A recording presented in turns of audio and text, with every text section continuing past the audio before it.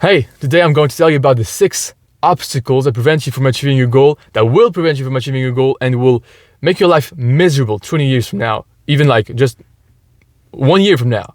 You're not going to achieve what you want to achieve if you have these 6 things in your life, or if you don't do what I'm going to tell you in this video, because I noticed those things coming back into my life this week, and I'm going to tell you about this because, let me tell you, like, it's very improbable that you achieve anything if you have these 6 things, and most people have them, and you might be deluding yourself, just like I was. You might be fooling yourself, thinking that you can achieve something, and yet you're doing one of these 6 things, and it's very likely that you're doing them, just like I was, I was right this week, again.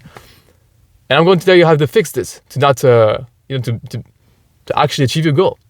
So, if you're new here, by the way, my name is Ivaldi Sako. I'm the founder of alreadygrowth.com. I help here ambitious entrepreneurs and people that want to succeed, have a better life, improve their life, and live an awesome life to do so, helping you become truly free and successful. That's kind of what I want to help you do, because I think life is a lot. There's a lot of suffering in life, and we might as well make it worth it and live an awesome life. So if you want that, subscribe, and yeah, let's get into it. So, and if you like it, if you like the video, if you found it helpful, like, subscribe, and everything else, right? So, the first thing is, I'm going to tell you about the lessons that I learned it in this way. You're going to be able to actually like ask yourself, okay, how can I help? How can I use this in my life? How can I change this in my life to not make the same mistake that Ivaldi did? And yeah, so first thing.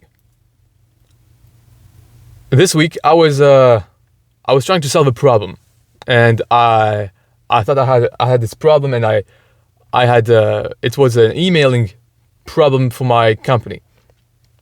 And so in my emailing system, I had to make sure, like, okay, this is going good. If it's not, it's going to be a big problem, right? It's going to be a big problem if it's not going good on this emailing system, and it might hurt the company, right? It might something wrong might happen. And so I was trying to fix this, and I was fixing it, and 2 hours into fixing it, I realized that there was nothing to fix. There was like literally no problem. And I was trying to fix something that wasn't broken. Because I was afraid, I made it up in my mind. I made this problem completely from my imagination. I thought that this might be a problem, but I just was focused too much on this. I was paranoid, right? I was like focused too much on this fear, and because with this fear, I created the problem that didn't exist, and I wasted my time. And you might be doing this right now in your life. Ask yourself, am I trying to solve a problem that doesn't exist? And so I remembered, okay, I wrote down the lesson. When I just realized it, I was like, oh, I was like shocked. I was like, how did this happen? I can't let this happen anymore. So next time when you're trying to fix a problem, just check. I told myself this. Next time you check, you make sure this is a real problem. It's really actually a problem, not just in your mind, right? Because I thought I had this problem, and so I spent 2 hours like working on this, and then I realized, oh my God, it was not broken. How come? I was just afraid. And so fear creates problems in your life. Like if you are afraid and you let this fear in your imagination create a problem, it's going to make your life miserable, and it's going to prevent you from achieving your goal. So next time, just try to, okay, is this a real problem, or am I just afraid that this would be a problem in the future, or this, am I just inventing things, right? You don't want this to happen. So that's the first thing. The first thing is fear. Don't let fear control you. Number 2. That's this week I was I started taking again calls for growth, right, for my company, and I started doing this, and I had a call this week, and it was a guy that was making 5K per month with one of his businesses, and he wanted to make 40K per month. And I I asked him, okay, what's your motivation for that? Why do you want that? And the reason was just, okay, I think it'd be great. I think I want this, and I'll be maybe able to invest in more properties, and yeah, I mean, it's definitely not going to change my life, but it's a good thing. And this guy was not motivated enough, right? So he wants something, but he doesn't want it enough. And this is because, why didn't he want it enough? Maybe you don't want enough your goal, for example. And that may be because you like pain. You don't let yourself feel the pain. You need pain to achieve your goal. You must change, right? And to change, you must feel pain. Pain is a requirement for change.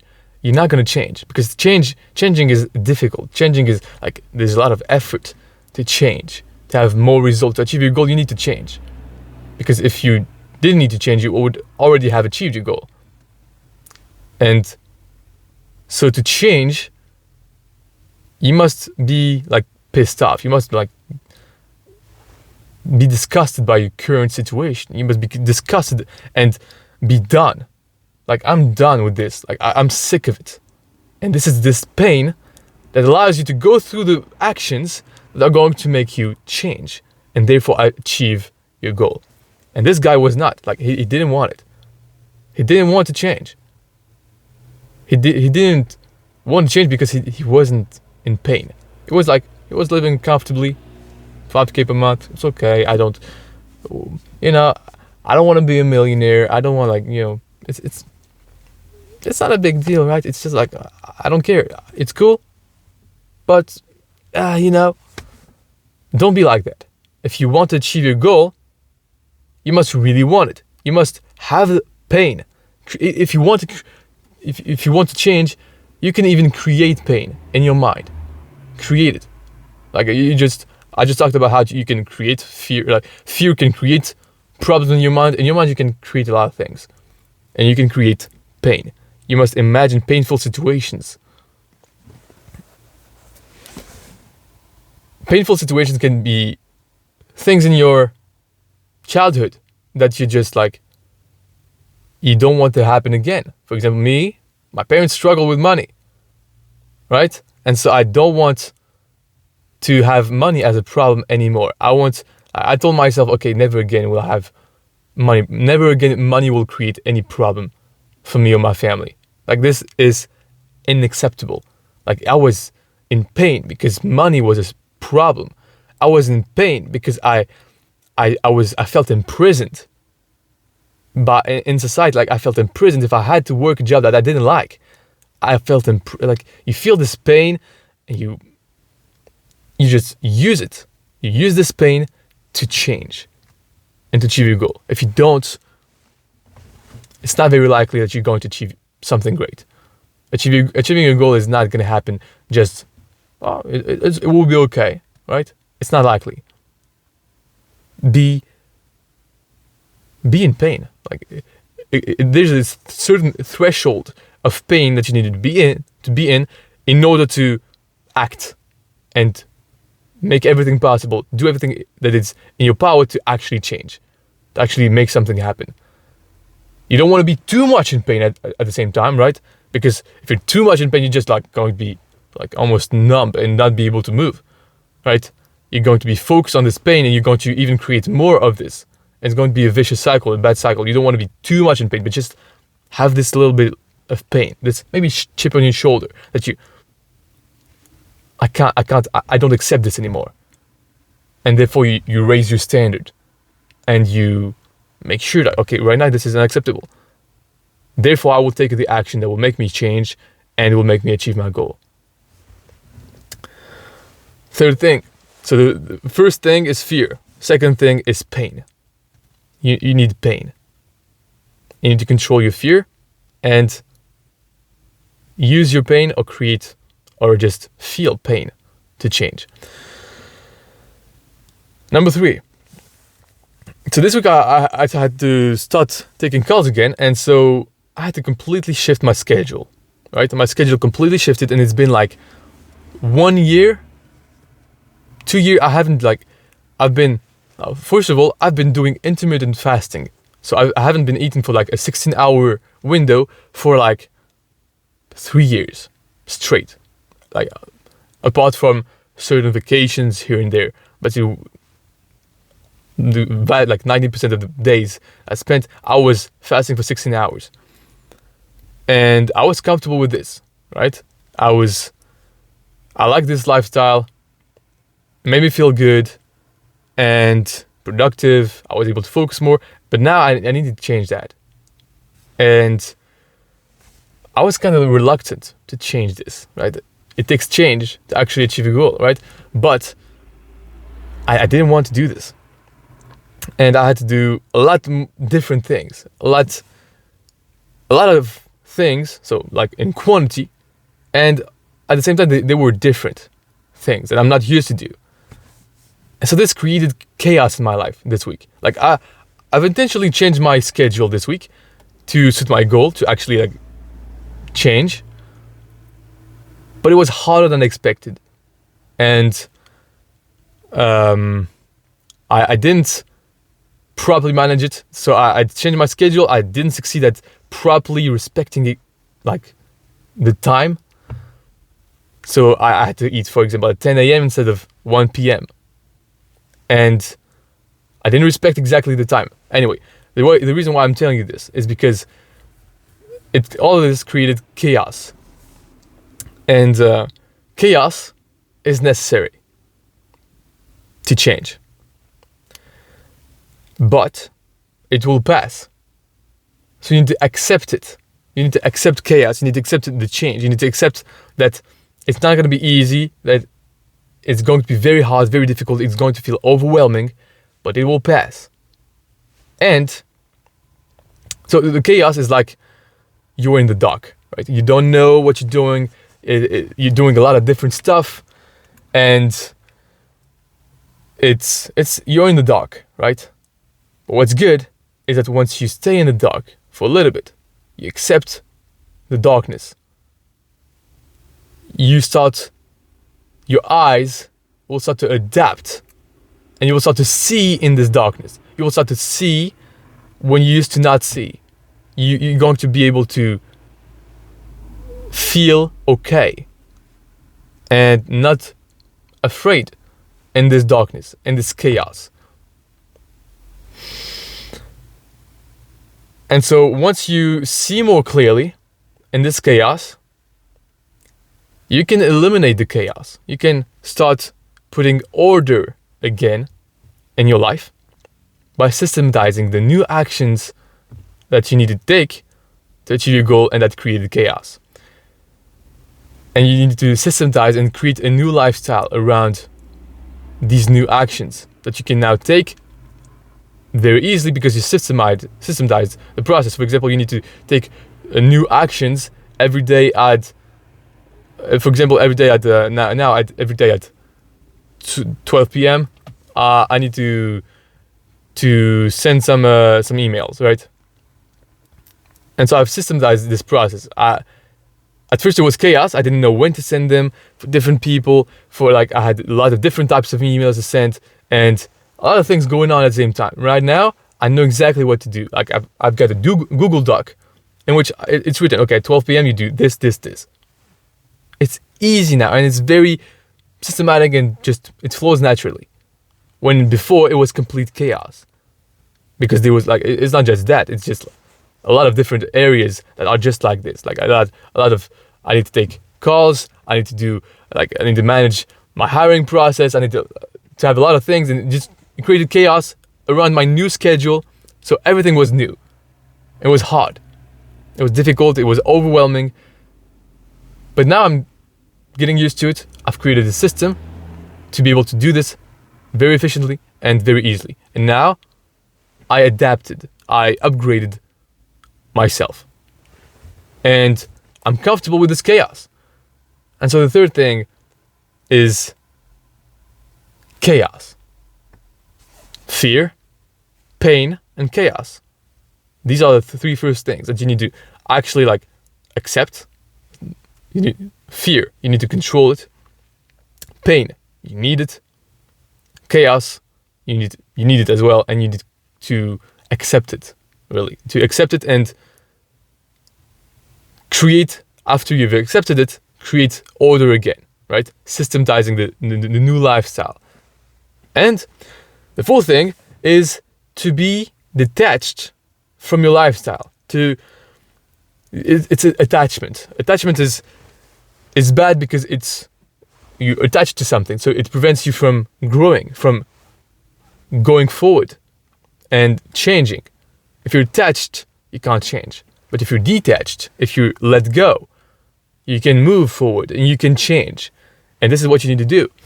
And so I was attached to my lifestyle and routines, but you must be willing to change every part of your life. When you eat, when you sleep, what you're gonna do, how you're gonna do it.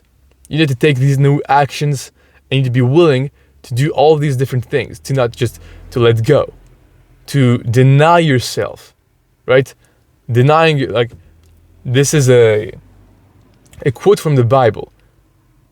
I think Jesus said something like this. So you must, if someone wants to follow me, he needs to deny himself, take his cross, and follow me. And so denying yourself is this part, like just letting go of who you are right now, of what you do right now, the way you do it, your lifestyle, the way you live. Be willing to let go of this and completely change. When you are able to do this, you're going to find that it's going to be difficult, it's going to create chaos, but it's a good thing. You're becoming uncomfortable in the right path. It's the path of growth. And it's a decision that you needed to make, right? It's a decision that you will accept. You accept. Like you do it. Like you accept that, okay, I'm going to change. And so you actually change it. You proactively do it. It's not going to happen like, okay, I got detached. It can't happen automatically, because if you really want to achieve your goal, you got to take all the action necessary. And so you're going to be automatically detached, but sometimes you're not. And so you need to actively do it. Number 5.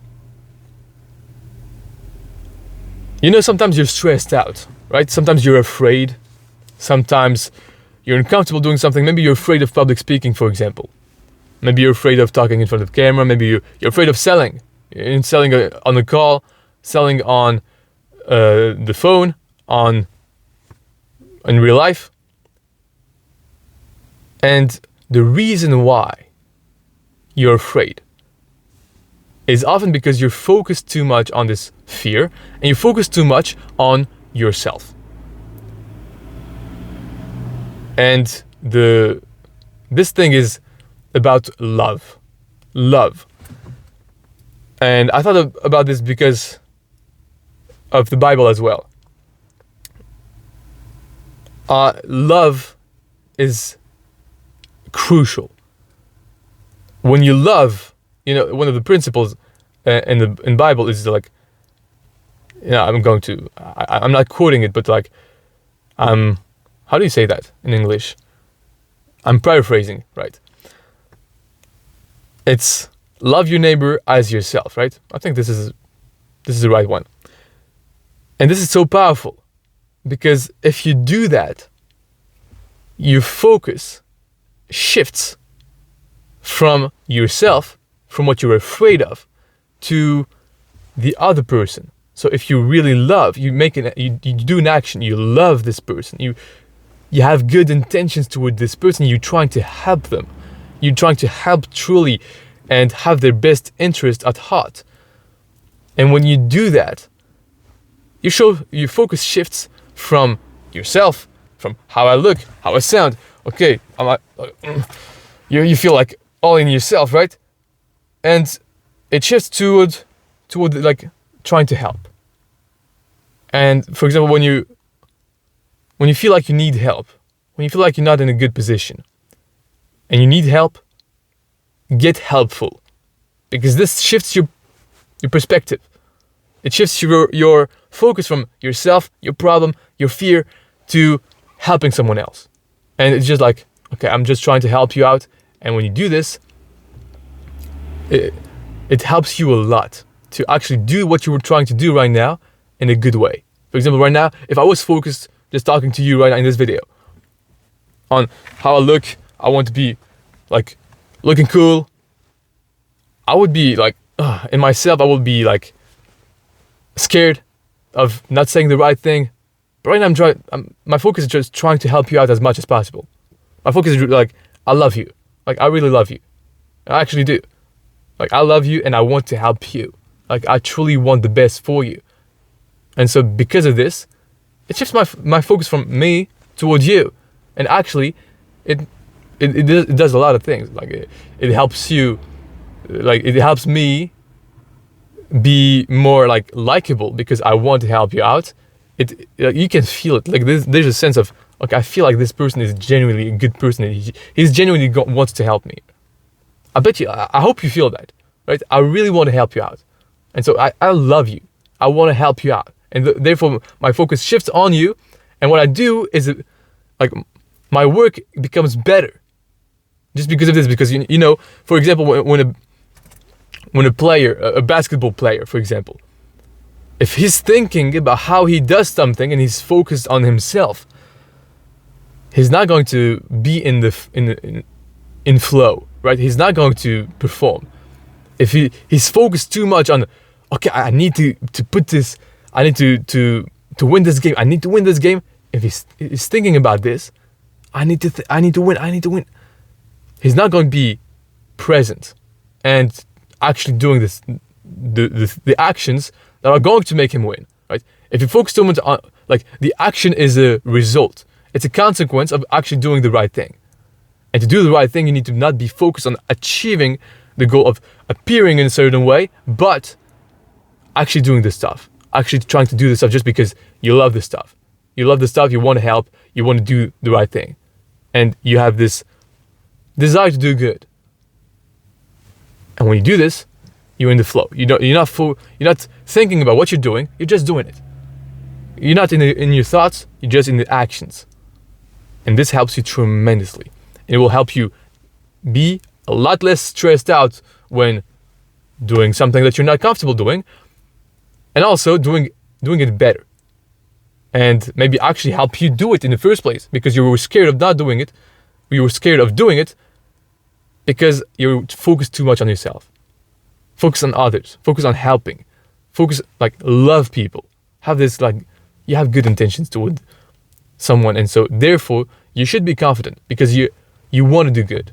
Like, this should actually mean something. You have good intentions. You need to follow it back with good actions, but good actions are going to come from good intentions.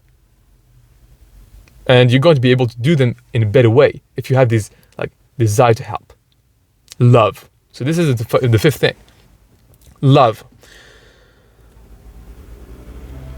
And the last thing was, actually, I might have some more thing, but this thing is something that I realize I forget every time. And maybe I forget because, and maybe you forget as well because you don't know exactly what to do, right? There's a lot of steps toward you and your goal, and you don't know how much time it could take you, and it's just like, at least to me, it's automatic. Like, I don't think about how much actions I have to do to get to my goal. I think about, unconsciously, okay, it's going to take a lot of time, right? It's going to take, like, a certain time is required to get to my goal. And this is not true. Like, you could actually achieve your goal way faster than you think. And this thought of, my goal is actually like closer than I might think. Your goal right now is really like, it actually is really closer than what you might think. And the reason is because it's not a matter of time. It's just a matter of action. There's a certain quantity of actions that you need to do to achieve your goal. And this is the only thing that separates you from your goal, from achieving this deadline. It's not a matter of time. Okay, I have a week to do this. It doesn't really matter if you have a week or not. What matters is you do the actions, and you can do these actions maybe in 2 days, right? If you do the actions faster, the outcome is going to come faster. And this thought makes you, at least makes me, a lot more motivated. And makes me like move faster. When I realize, okay, it's just like right now in my hands, I can do the work faster, and the outcome is going to come faster. And being really aware of the goal that you want, and you have the power of actually like making it happen right now, that motivates you, man. That motivates you and it gets you going. It gets you going, and it allows you to not waste time. Because if you think, okay, it's a limiting belief.